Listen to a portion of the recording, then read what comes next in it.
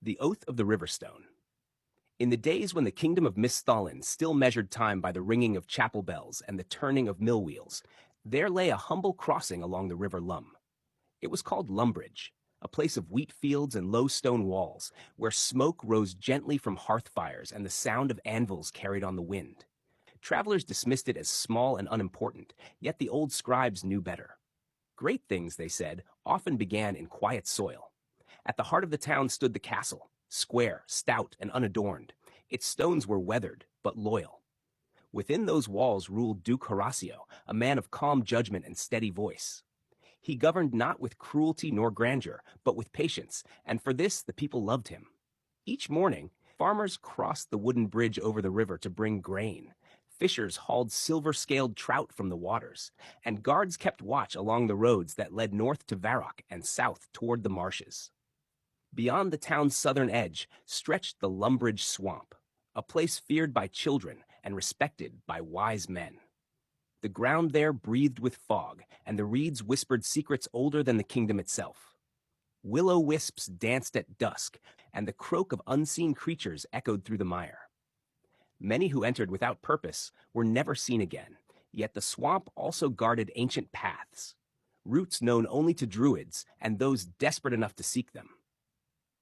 It was on an autumn morning, when mist clung low to the riverbanks, that a young squire named Aldrich stood upon the bridge and felt his fate stir.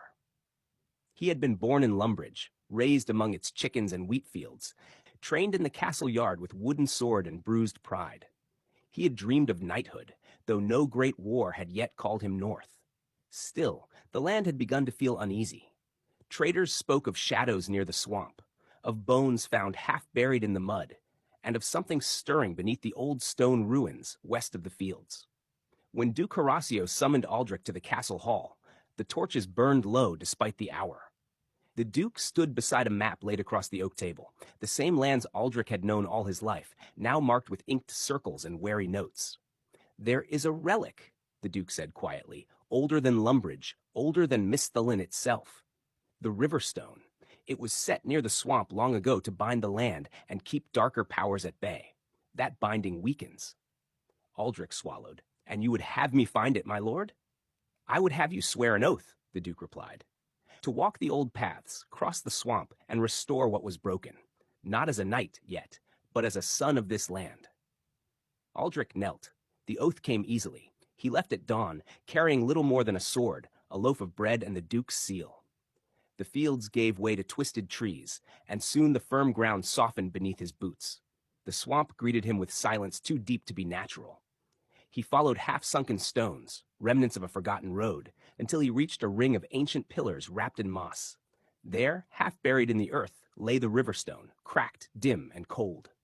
As Aldrich approached, the air thickened. From the water rose shapes like men, but hollow, their eyes burning with pale fire. Spirits bound to the swamp, freed by the stone's decay. Fear tightened Aldrich's chest, yet he remembered the bridge, the castle, the quiet fields. He planted his feet and raised his blade, not in anger, but resolve. "I am of Lumbridge," he said, voice shaking yet true. "You will not pass." The spirits recoiled, as if the land itself had spoken through him. With effort and bloodied hands, Aldrich lifted the Riverstone and set it upright. The crack sealed, light returned, and the swamp exhaled. The spirits faded like mist at sunrise. When Aldrich returned days later, limping and weary, the bells rang for him. Duke Horatio placed a hand upon his shoulder. "You left as a squire," he said. "You return as something more." And so Lumbridge remained, quiet, steadfast, and guarded not by towering walls, but by those willing to stand when the land itself called for courage.